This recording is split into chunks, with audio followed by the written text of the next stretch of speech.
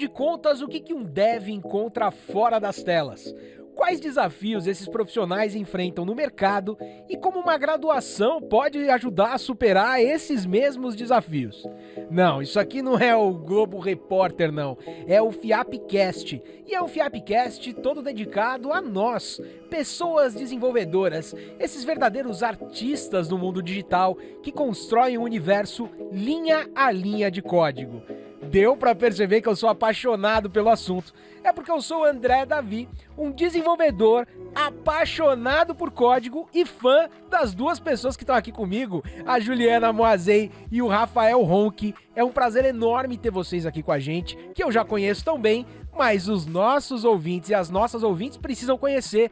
Então, Rafa, conta pra gente quem é você. Olá, da minha parte que é um prazer estar falando com você aqui, André, e com a Ju, tá? Dividir esse momento, compartilhar aí com nossos alunos ou amigos, quem está nos escutando, falar um pouquinho de código, né? Como a gente ensina código para os nossos alunos.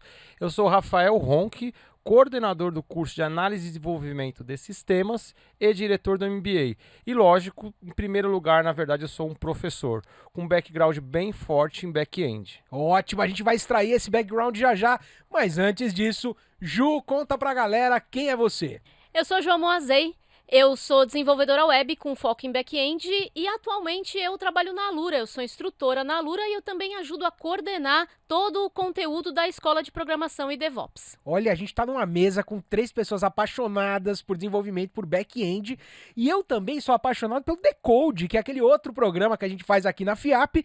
Então eu quero começar a trazer um espírito Decode e trazer uma notícia. Eu tava pesquisando alguns dados na internet e, gente, lá no GitHub, a plataforma onde a gente hospeda os nossos códigos, os nossos repositórios, o Brasil tá sempre ali no top 5 dos países que mais movimentam repositórios lá. Em 2022 era o 4º país, as posições variam um pouco ano após ano, mas a gente tá bombando. O que eu queria saber de vocês? Vendo um número como esses, como que estão as oportunidades no mercado de desenvolvimento? O que vocês observam? O Brasil tá aquecido? É um momento de trabalhar com desenvolvimento? Eu acho que agora, mais do que nunca, é um momento para se trabalhar com desenvolvimento, sim.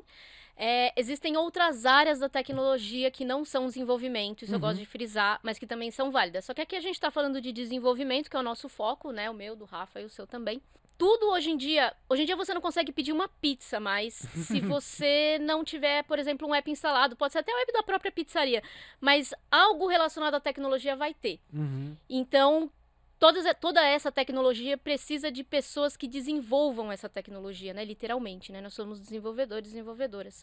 Então, tá aquecido como sempre. Novas oportunidades surgem todos os dias porque as tecnologias também vão evoluindo, elas vão se modificando. Cargos que existem hoje não existiam, né? Cargos também que existiam sumiram, se modificaram.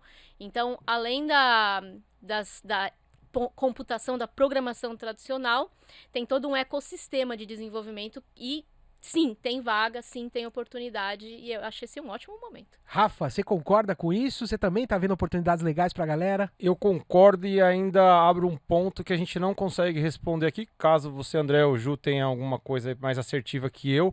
Nós estamos em um momento da sociedade que tem áreas que estão para ser criadas ou até mesmo frentes de programação, criação de sistemas que nem nós, Gartner, que é um dos guias de tecnologia, consegue às vezes dizer, por exemplo, tá? Se a gente pegar a parte de automação de carro, que seja a parte de carro porque você não vai precisar dirigir ou que tem bateria, as tecnologias, a evolução contínua. Tá num nível que diariamente você escuta falar o quanto mais automático você tá, a pessoa precisa ficar lá sentada para dirigir. Não, o outro fala no controle remoto, o outro fala, não, talvez por pensamento já consegue ler. Então, a tecnologia está numa evolução que eu vou reforçar. Se você não sabe, abre aí o seu buscador, por exemplo, o Google coloca assim, Gartner. É uma das vamos dizer, empresas ou grupo, né, que consegue guiar as tecnologias. Nem eles, em alguns casos, conseguem dizer em que nível que nós estaremos em 2030. Então, tem frentes que serão criadas que ainda não podemos dizer. E aí, às vezes, fica uma incógnita aqui.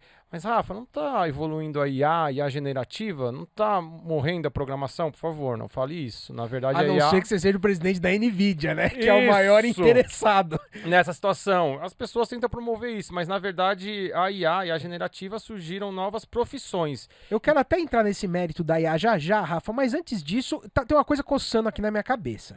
A galera vai ouvir falar sobre desenvolvimento, sobre essas áreas todas, e às vezes a gente vê aqueles salários astronômicos.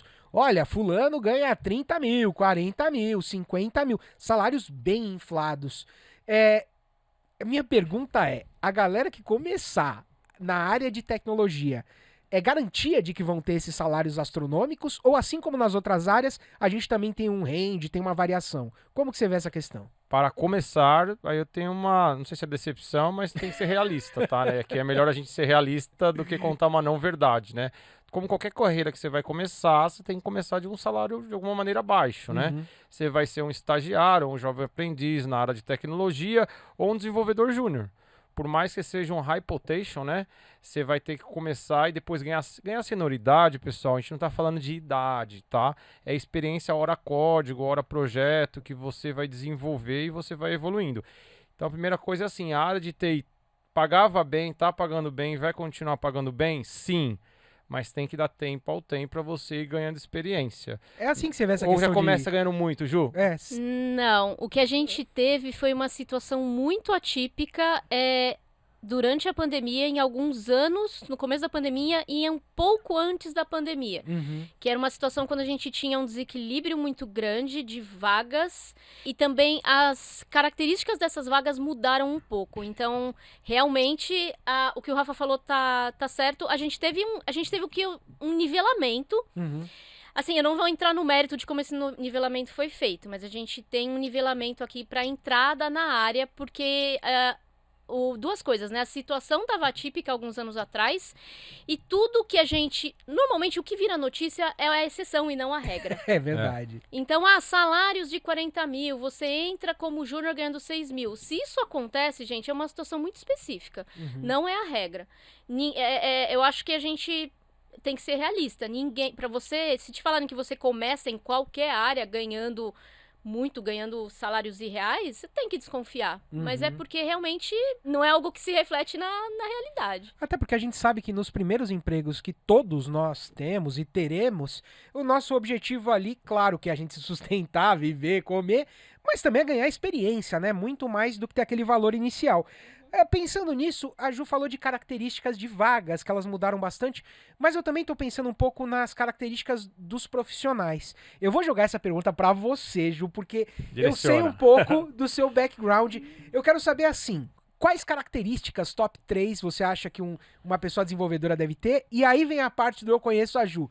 Tem que ser de exatas, tem que ser alguém que desde a escola era apaixonado por matemática, física, química.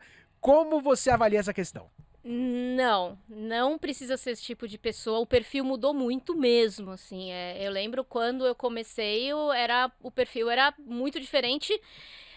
O que a gente fala de exatas precisa ser aficionado, precisa ter esse perfil? Não precisa. O que eu acho que é muito importante é você ter algumas habilidades que não tem nada a ver com exatas. Por exemplo... autodidatismo. Quando eu falo autodidatismo, não é aprender tudo sem precisar de ninguém. É você conhecer a forma como você aprende melhor. E isso é muito importante, porque o aprendizado é contínuo. Então, assim, como eu aprendo melhor, eu preciso estar em aprendizado constante, como que eu melhoro isso. Então, se conhecer, autodidatismo nesse sentido. Soft skills, que o pessoal chama, né, são muito importantes. Então, a gente não trabalha mais em cubículo há pelo menos uns 20 anos, ou 15. Há muito tempo que não se trabalha mais em cubículo. Se trabalha em time.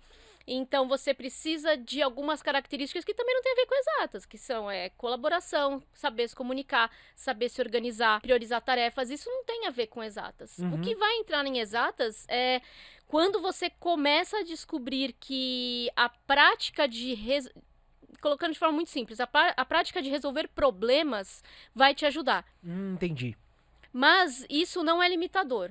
Eu sempre fui ruim de matemática. Você pode ser ruim de matemática na escola por N motivos, inclusive sei lá. O professor ser péssimo. Exato. Traumas, preconceitos e tal. Mas é aí que você vai ver que as exatas vão te ajudar. Mas eu acho que o principal é autodidatismo e prestar atenção em soft skills. Gostei desse top. Qual que é o seu top 3 de uma boa pessoa desenvolvedora? Vou Rafa? colaborar aí. Legal se você for autodidata, né? Que muitas vezes você aprende, faz de conta, uma linguagem back-end que chama Java, e depois você pode ir lá aprender Python, aprender outra linguagem X, você sabe uma, sabe lógica, você se desenrola no sentido que o ser autodidata te ajuda, né?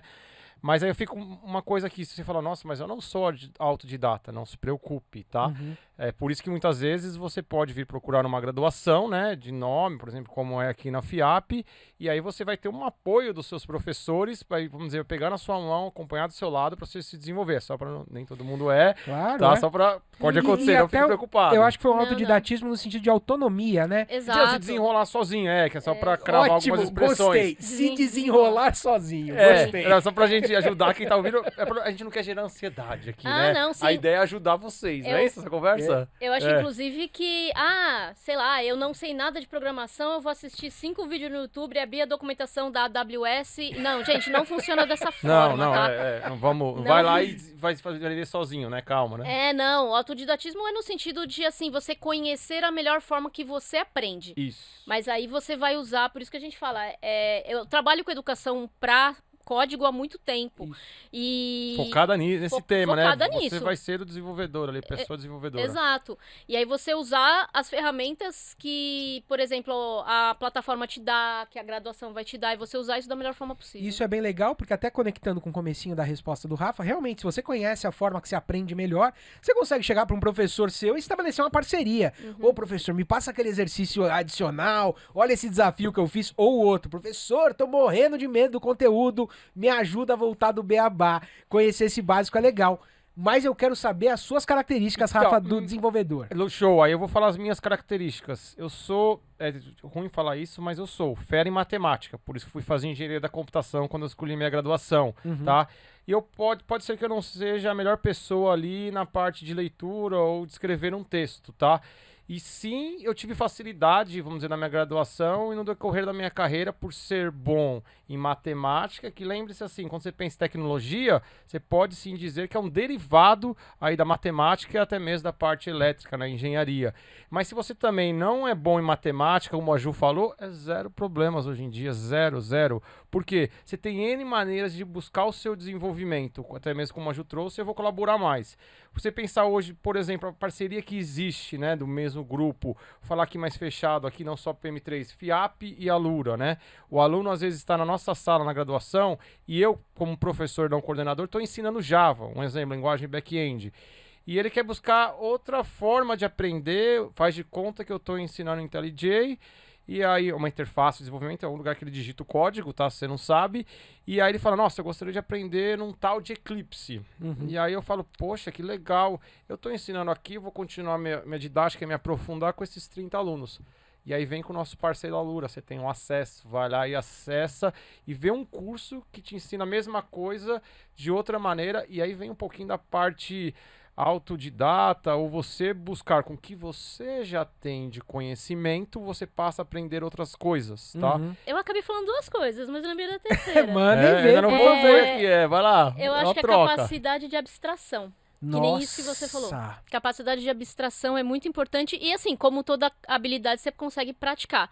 Mas abstrair um exemplo para o caso que você precisa abstrair, eu tô numa ideia, eu tô numa plataforma de escrever código, eu vou passar para outra. Eu estou numa linguagem, eu pego os conceitos dessa linguagem e consigo aplicar para outro. E isso é uma coisa que é muito bom praticar. E isso sobre não escrever, não ir tão bem em texto e muito bem em matemática, é uma coisa que me ajuda, sempre me ajudou muito a aprender programação. Tem tudo a ver com isso, porque eu sou muito boa em texto, eu sou muito boa em idiomas. Então, aprendi inglês sozinha, é muito fácil. Eu sofri pra aprender inglês, tá? Isso me ajudou muito. Tranquilo a gente conversar disso. Então, isso me ajudou muito. Mas é muito... Bom, antes de eu falar o que é muito legal, Rafa, qual que é a sua última característica? Porque eu acho que eu enxerguei uma coisa em vocês dois, mas conta a sua última característica. E a última característica, persistência, tá? Às vezes você está escrevendo um código que seja no seu começo, esse código, começo de carreira ou de aluno, ou que você está aprendendo, e às vezes o seu código inicial de um pequeno sisteminha ali, alguma coisa que você está fazendo, tem 100 linhas. E na hora que você vai rodar ou compilar, que seja, depende da linguagem, dá erro. Sim, às vezes, após de uma vírgula, você vai demorar 3 horas, tá? Ou uma letra maiúscula, minúscula, para achar aquele erro. Então, uma característica minha para ter chegado onde eu estou, de conhecimento, de desenvolvimento aí, de linguagens, sim, é a persistência. Não desista. Eu enxerguei uma coisa muito legal em vocês dois, que é, vocês são pessoas diferentes, têm características diferentes, históricos diferentes, e ambos trabalham como pessoas desenvolvedoras, então realmente dá pra ver que é um caminho possível de trilhar pra todo mundo, que dá pra gente encontrar os nossos pontos fortes e aplicar essa área. Mas tem um assunto que o Rafa tinha começado a trazer e eu falei pra ele esperar um pouquinho, e eu quero trazer agora, que são as tais das inteligências artificiais. A gente que é da área de tecnologia sabe que inteligência artificial é algo que existe há bastante tempo, mas a gente não pode negar o fato que de 2023 pra cá é um assunto que entrou aí na boca de todo mundo, IAs generativas e tal. Minhas perguntas, na verdade, são duas. Eu queria saber se essas ferramentas que estão surgindo ajudam as pessoas que desenvolvem. E segundo, se a gente vai chegar nesse momento que a gente estava brincando aqui, de não preciso mais de desenvolvedores, porque as IAs vão desenvolver os códigos. Claro que é uma brincadeira, um exercício de futuro, mas como que você enxerga isso, Rafa? Legal. Primeiro, no meu ponto de vista e também parte acadêmica e até mesmo que o mercado está mostrando tendências, a IA generativa veio para ajudar o desenvolvedor, tá? Hoje, por exemplo, o que a gente pede aqui durante as nossas aulas na graduação, né? Professor, você tem que, primeiro momento, lógico, você ensina do zero, como faz um Mundo, um Infiel, assim, qualquer linguagem, aquele comecinho básico, para pegar uma intimidade, uma facilidade da sintaxe ali da linguagem, qualquer aula. Logo na sequência, pega a sua tela, que seja 2 monitores, em um monitor é a IDE que o profissional vai codar, em outra IDE é uma IA generativa te apoiando. Por quê? Hoje em dia, tá? Se você ainda não está pedindo ajuda para IA generativa programar, no meu ponto de vista, busque também o seu estudo, tá errado, tá? Por exemplo, você vai criar 3 classes ali em qualquer linguagem de programação, cada uma demanda 50 linhas de código. Dependendo do que for ali, você pede para IA um bom prompt, um bom pedido para uma IA generativa, se você sabe pedir também. Se você tem uma noção boa de código, você vai lá, pede, faz um bom prompt, ele te devolve, você analisa, tá certo, desculpa. Você copia, cola, salva e testa, tá? Coisa de 5 minutos. Sendo que você precisasse codar essas 3 páginas de 50 linhas, 150 linhas, e aí, será que 3, 4 horas? Nós somos pessoas, nós temos mais facilidade em errar. Então, sim, a IA generativa veio para nos ajudar. É a primeira pergunta eu respondo. E se você não usa ainda, sugiro você usar. Se você é aluno da nossa graduação, os professores te ajudam. Se você não é e você tem acesso do Alura, a minha recomendação é ir lá ver uns cursos de IA. Depois, Ju, se você puder contribuir aí com mais disso daí que eu sei que tem. Eu sou, inclusive, um aluno Alura, tá? Eu também. Eu ia Você falar também? que eu aprendi Python pela Alura. E hoje eu sou o cara que tá enchendo a paciência de todo mundo para usar Python. Eu ia até recomendar os cursos, mas eu prefiro ver se ela tiver algumas dicas aí, deixa para ela que ela é mais especialista em indicar, né, esses produtos. E aí a segunda pergunta que você me traz é se vai deixar de alguma maneira de existir o programador, alguém codando, tá? Aí é complicado, né? Você pega algumas pessoas que estão à frente de empresa, fala que sim, pega alguns estudos, fala que não. Então, no meu ver, não existe uma resposta exata sim ou que não. Mas se você perguntar o que eu acho, não vai morrer o programador. Eu só acho que você, se já é programador ou será, use tecnologia generativa a seu favor. Ela não veio para diminuir o seu serviço ou para te demitir. Veio para te promover e facilitar a sua vida, entregar mais rápido o seu código e talvez com mais qualidade e assertividade. E os seus pontos, Ju? O Rafa falou uma coisa que eu acho muito importante. Então, essa questão de vai tomar o emprego ou não é mais uma questão, é mais um embate entre... eu chamo de cabeça de planilha, gente, porque muitas vezes eles são essas pessoas mesmo. Embate entre as pessoas que olham notícias sobre IA e falam assim, mas então eu posso usar IA para fazer isso aqui, eu não preciso de desenvolvimento. Então você tem esse embate entre as pessoas que estão lá no topo, donas do dinheiro, donas da empresa, e que elas acham, por não entenderem como a inteligência artificial funciona. Eu também acho que essa é uma questão semântica, né? Inteligência artificial dá uma ideia, às vezes não muito certa do que faz. Então a questão de... Eu vou ficar com a resposta do Rafa. Não tem muito como a gente falar vai, não vai, por causa disso. Agora a questão... quanto ao restante, eu também acho que o Rafa falou bem. O que acontece? Você tem que entender como a inteligência artificial funciona, como que ela trabalha para te dar uma resposta, o que é o prompt, como que isso vai ser analisado. Eu acho bacana, pelo menos tentar entender o que acontece por baixo dos panos, como o que acontece quando você manda um prompt. É uma coisa muito complexa, mas entender por cima já ajuda. Eu acho que o principal, gente, quando a gente trabalha com inteligência artificial no nosso dia a dia para ajudar a gente a codar, é que você tem que saber analisar a resposta. Porque se você não sabe, eu costumo falar sobre inteligência artificial, se você não sabe a resposta do que você está perguntando para a inteligência artificial, são duas pessoas que não... É como se fossem duas pessoas que não sabem nada conversando. Porque a inteligência artificial não sabe se a resposta dela tá certa ou errada e você tem que saber. Então, você tem que saber analisar o código que ela te devolve. Vai ser muito prático? Vai, porque ela vai te dar em alguns segundos 50 linhas. Só que não adianta nada ela te dar essas 50 linhas se você não consegue analisar. Nossa, perfeito. Isso aqui que ela cuspiu foi bobagem, não consigo usar isso aqui, preciso melhorar Tem que meu saber prompt. codar e tem que saber pedir. codar. E aí, porque se você sabe codar e sabe pedir, na hora que der o retorno, você sabe pedir, deu o retorno, você sabe codar, sabe analisar se tá certo. Exato. Você faz uma adaptação se necessário, copia, cola e executa. Se você não sabe pedir e você não sabe analisar código, pode acontecer um desastre, hein, Ju? Pode, Gostei. já aconteceu comigo. Eu já vi várias vezes. Porque o que acontece elas são os modelos de treinamento. Então, por exemplo, eu tava usando um gratuito para tentar gerar teste. Só que até o momento onde a inteligência artificial tinha sido treinada e a versão que eu tava usando do minha suíte de teste era outra. Então, ela cuspia resultados que eu não conseguia usar. Só que aí eu olhava e falava assim, tá, é isso. Ela tá usando versões antigas para gerar e eu não vou conseguir usar essa versão aqui. Legal, Exatamente o mesmo tipo de situação que eu passei, de ele responder um negócio e falar, não, mas essa biblioteca não usa mais essa chamada. Isso aqui foi substituído. E já que a gente tá no momento polêmica, tem uma polêmica que ela não é nova, mas é um assunto que tende a crescer na nossa área, que é a questão do low code e no code. Então, pra galera que tá acompanhando o papo, quando a gente tá falando aqui de desenvolvedores de software, a gente geralmente está se referindo a quem senta numa máquina, escreve código e o computador faz com que aquilo seja executado, faz um programa acontecer. Quando a gente fala de no-code e low-code, a gente está falando de plataformas onde você não escreve o código, onde você faz a criação de um programa arrastando ícones na tela, criando fluxos lá com desenhos. É uma coisa um pouco mais abstrata, menos escrever o código. Por que agora eu justifiquei isso e queria trazer o assunto para vocês? As plataformas estão aí, as notícias indicam que até o final de 2024, 65% dos softwares do mundo vão passar a ser criados por low code. Eu torcia muito meu nariz para low code, muito. Até o dia que eu precisei fazer uma API rapidinho, usei uma plataforma dessas, e em 2 minutos ela tava me cuspindo coisa. Mas eu queria saber de vocês, como que você vê essa questão, Ju, do low code, no code? É versus a pessoa programadora? Ou elas são também auxiliares? Eu não acho que é versus, não, porque o cerne é o mesmo, você ainda precisa saber criar um fluxo. Senão não adianta você usar o low code, tanto faz. Se você não sabe criar o fluxo, se você não sabe qual é o problema que você tem que resolver e o fluxo da tarefa até ele ser resolvido, e quais são as condicionais, isso é programação. Então, não importa muito se você vai arrastar caixinha ou se você vai escrever. Se você não sabe essa parte...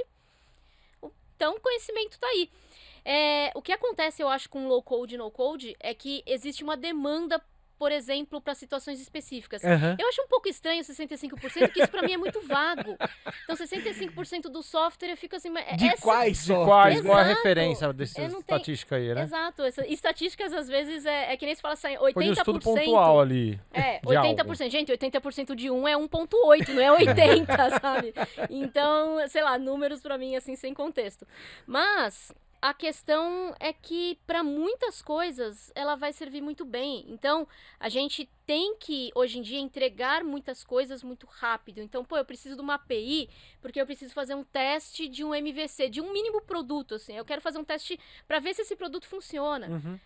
Usa ali uma plataforma de low code, cria uma landing page, cria uma APIzinha por trás, vai ser rápido, você vai testar.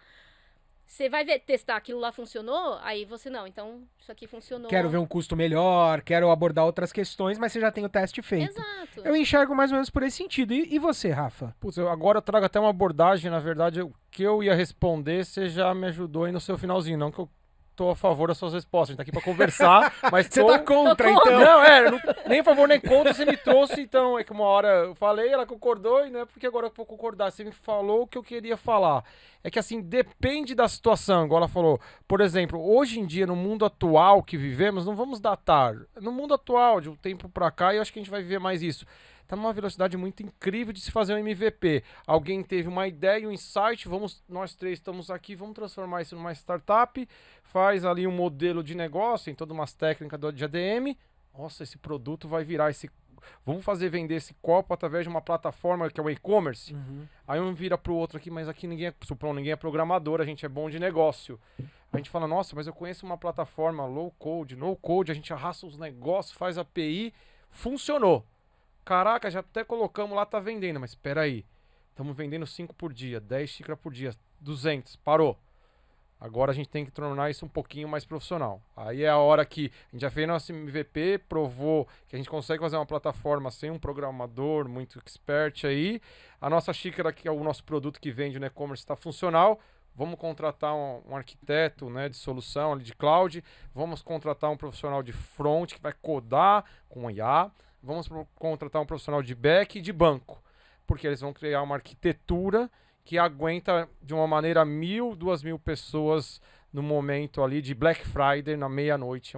Que às vezes essa solução low code ou no code não foi Não para suportaria, isso. Não né? suportaria, não é por mal. Ela foi criada para fazer um MVP, porque ela não dá sustentabilidade ou governança para melhorar o código. Acho que até casa muito com o começo da sua resposta, de que você precisa conhecer o problema, onde que você quer chegar e como que você chega lá pra chegar nesse ponto Pra ver de... se vai ser codar mesmo, vamos codar muito ou vamos fazer um MVP e se valer a pena depois a gente vai... Que às vezes, perdão até, programador, às vezes você quer fazer...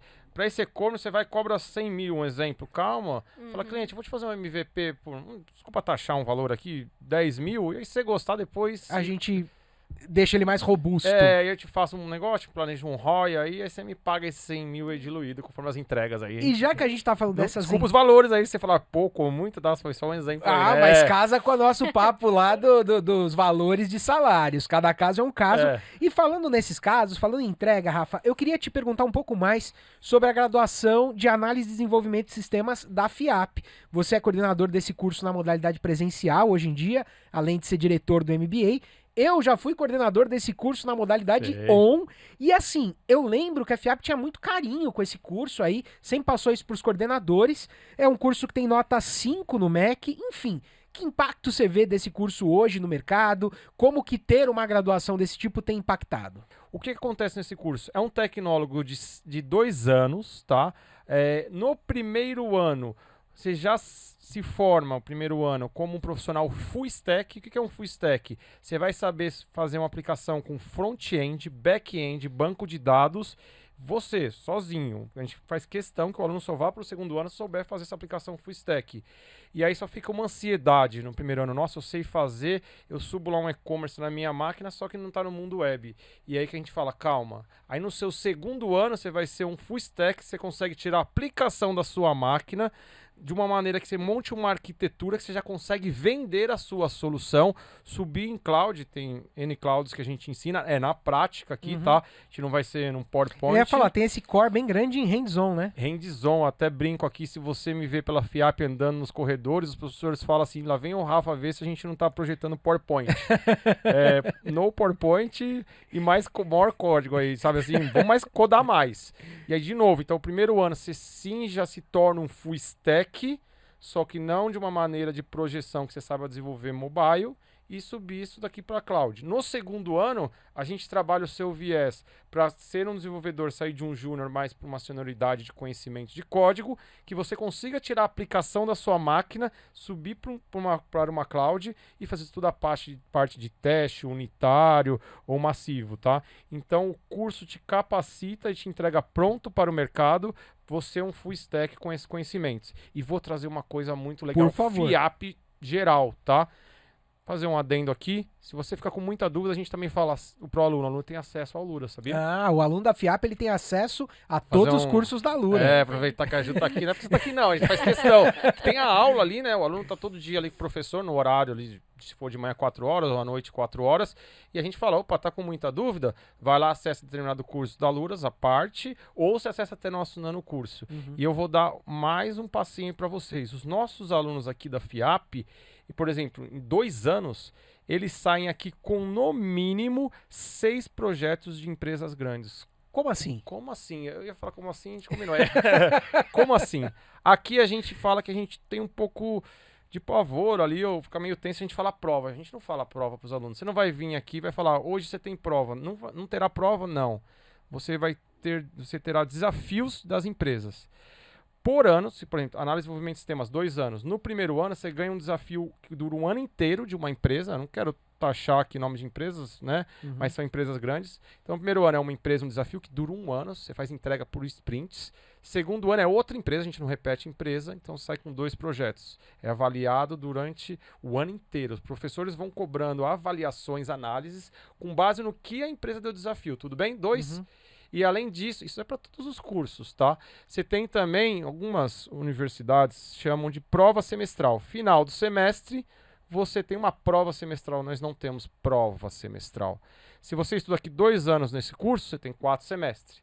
E em cada final de semestre é uma empresa diferente que traz um desafio nesse final de semestre. Caramba, tudo problemas reais pra galera fritar a cabeça. Reais, e nós estamos trabalhando isso já há algum tempo. Além de ser real, um projeto, uma dor da empresa, a gente pede para vincular com os tópicos da ODS, os 17 tópicos, ajudando o nosso planeta, a sociedade. Então, olha você, aluno, vender, porque é isso que a gente pratica, tá? Se você vier aqui, você sai um full stack com prática, hands-on, e ainda você sai com 6 projetos reais que você tem lá para colocar no seu GitHub, seu pipeline de projetos, no seu LinkedIn ou no seu currículo não impresso, né? Esse sim que você envia por e-mail PDF. Agora, Rafael, eu sou seu amigo, tô adorando tudo que você tá contando, mas eu vou fazer uma indelicadeza. Ajuda. Eu vou fingir que você não tá aqui e vou falar, Ju, faz sentido pro mercado de TI a gente ter essa experiência tão prática durante o aprendizado, ou é uma coisa do tipo, não, tem que passar 1 ano lendo o livro para depois começar a codar. Eu sei que além de ser profissional, você também é da educação, então conta um pouco pra gente a sua visão sobre esse tipo de abordagem. Eu gosto muito, mas aí sou eu pessoalmente, né? Eu sou uma pessoa muito acadêmica. Adoro um academicismo, adoro uma BNT, um livro grosso, com bastante termo técnico. Só que é aquela coisa, né? Hoje em dia, a gente tá correndo sempre contra o tempo. Isso é verdade. Então, eu acho que vale a pena essa abordagem. Vamos fazer na prática, e enquanto a gente está fazendo a prática, a teoria vai vir? Vamos. Então, você tem um problema aqui, só que isso é importante, tá? O que eu acho que você aproveita melhor essa abordagem hands-on. Se você receber um problema, você tem que codar aquele problema, você tem que resolver aquele problema, você tem que entregar, e vai entendendo o que você está fazendo. Porque aí é onde a pessoa fala assim, eu vou pedir pro ChatGPT fazer meus testes. Ele vai fazer, só que aí, enfim, né? Não vai estar certo, né? Você vai aproveitar. Então, hands-on, eu acho que para programação é uma das melhores, é a melhor abordagem. Aprendizado baseado em projeto para programação, para mim, é a melhor abordagem. E aí, enquanto você vai codando o seu projeto, descobrindo toda a parte prática, eu preciso entregar isso aqui, eu preciso fazer dessa forma, ok, mas por quê? Porque eu acho que a curiosidade é o que... eu não coloquei curiosidade ali nas 3 coisas, mas é a mais importante. Eu tô fazendo isso aqui, meu código rodou, eu tô entregando. Tá, mas o que é isso aqui que eu tô usando? E aí você vai atrás. E aí a FIAP tem toda a estrutura ali, tipo, pra te ajudar a descobrir o por trás. E eu cometi uma indelicadeza, agora eu vou cometer uma indiscrição, porque eu também sou super acadêmico, eu gosto de estudar, gosto de artigo, gosto de tudo mais. Quando eu entrei no mestrado e fui começar a conversar ali com os meus colegas e explicar que a gente adotava aqui justamente o PBL, que a gente adotava essa aprendizagem pro projeto, a galera pirou, achou incrível. Não, porque o artigo tal... Pois é, o artigo tal a gente tá fazendo na prática. E agora que a gente tá falando de prática e que eu tô falando também de uma experiência similar à da Ju e similar à sua, Rafa, eu quero inspirar esse espírito de comunidade. Nós que somos desenvolvedores, a gente fala muito sobre GitHub, a gente fala sobre fazer parte de comunidades, ir a eventos e tudo mais. Para vocês dois, eu queria saber como uma graduação, um curso superior, como que ele contribui para a gente desenvolver um pouco desse senso de comunidade, de que eu tenho outros pares, de que minha área não sou só eu. Como que você vê isso, Ju? Quando eu comecei, eu tive muito apoio das comunidades. A gente fazia meetup, tinha oficinas, eu fui oficineira em oficinas de Django, oficinas de Python, ajudei, fui aluna, fui professora. Eu acho, assim, crucial que você tenha contato com as comunidades, participe dos eventos, se ofereça para ajudar nos eventos. Não é só, networking é importante, mas porque isso é uma coisa muito bacana da programação. As pessoas, elas têm um drive de compartilhar o que elas sabem e de te ajudar. Então você vai sempre encontrar gente disposta a te ajudar a resolver um problema. E na programação, uma coisa que eu sempre falava para as minhas alunas, que é uma zoeira, mas é sério. Tudo bem você não saber, você tem que conhecer quem sabe. É legal. Então, assim... Coisas que só a comunidade te entrega, né? Exato, então você cria contatos e, putz, eu tô com um problema aqui, mas eu conheço alguém que trabalha com isso aqui, trabalha com essa tecnologia, trabalha com isso, será que essa pessoa... E assim, na amizade mesmo, porque não existe é uma coisa muito diferente da academia, onde todo mundo agarra ali agarra a sua tese ali. E não quer mostrar pra ninguém. Nossa, não, isso aqui é meu. Eu falo, não. Solta, compartilha, abre, é uma troca, né? Sim. E eu acho que isso é um pouco diferente de um movimento. Eu vejo um movimento de redes sociais que, sei lá, de uns tempos pra cá, todo mundo quer ter um perfil dev. E eu acho que é muito todo mundo em cima de cada pessoa em cima de uma caixinha de sapato gritando pra ninguém. E eu vi essa tendência, especialmente depois da pandemia, quando acabou os encontros. As comunidades deram uma baixada e agora todo mundo tem um perfil dev que fala de dev, todo mundo tá ali falando pro alto, assim, pra E como que você vê essas comunidades na graduação? Você acha que motiva justamente esse tipo de conexão que a Ju falou? Logo nas primeiras aulas, às vezes eu motivo um erro ou jogo um questionamento, porque seja um infiel, eu falo, vamos entrar aqui no Google e de repente vamos digitar o nome dessa comunidade e às vezes eles ficam tensos comigo. Eu falo, nossa, como assim? O Rafa falou que errou um código básico ali e ele tá acessando o Google para pedir ajuda. No primeiro momento eles ficam me olhando assim meio tenso. Assim. Meu Deus, será que esse professor sabe que está ensinando? É provocativo. Então eu faço alguma instrução básica, provoco questionamento ou um erro, falo, pessoal, abre o Google, digita o nome dessa comunidade, qualquer uma que venha na hora na minha cabeça. Eu faço parte, faz parte aí, que isso? Veja aqui, eu vou perguntar e daqui uma hora a gente olha. Como eu sou alguém que colaboro com a comunidade, tendem a me responder rápido isso. Aí eles falam, mas você não sabe? Aí eu falo, calma aí, eu sei arrumar. Aí eu provoco os meus alunos, tá? Que eles participem das comunidades, mas não, desculpa a palavra, como um suga. Vai lá só para receber a informação, eu pergunto, eles me respondem. Eu falo, agora, tá vendo? Fulano de tal, depois de 2 horas, na próxima aula, me respondeu. Eu peço agora que vocês entendam o que aconteceu. Eu perguntei, uma pessoa me respondeu, vou agradecer, dizendo que funcionou, e foi um teste, estou aqui em sala de aula, e eu espero que vocês participem aqui, não só perguntem e coletem resposta. Se algum amigo seu aqui da sala perguntar na comunidade, você ajuda, devolva essa resposta. E quando tiver um encontro dessa comunidade, não é para você ir no presencial ou remoto e tirar uma selfie e falar, eu estou aqui. Não, vai para participar. Vai, tá no seu contexto. A sua resposta, cara, foi uma resposta de ouro, foi maravilhosa. Eu não vejo um jeito melhor de a gente encerrar esse Fiapcast do que com esse exemplo que você deu. Provocativo. E, inclusive, eu agradeço a vocês dois pelas provocações que vocês trouxeram, pelas reflexões, porque definitivamente a área de desenvolvimento de sistemas, como a Ju brincou, não é a gente fechado num cubículo, numa divisória, é a gente trocando com outras pessoas, trocando experiências como essa.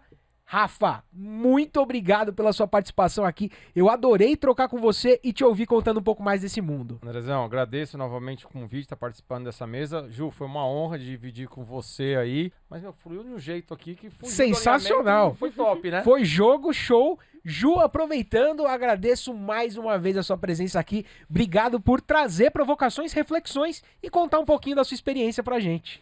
Obrigada pelo convite, como sempre. Espero que o pessoal que estiver assistindo ache útil, né?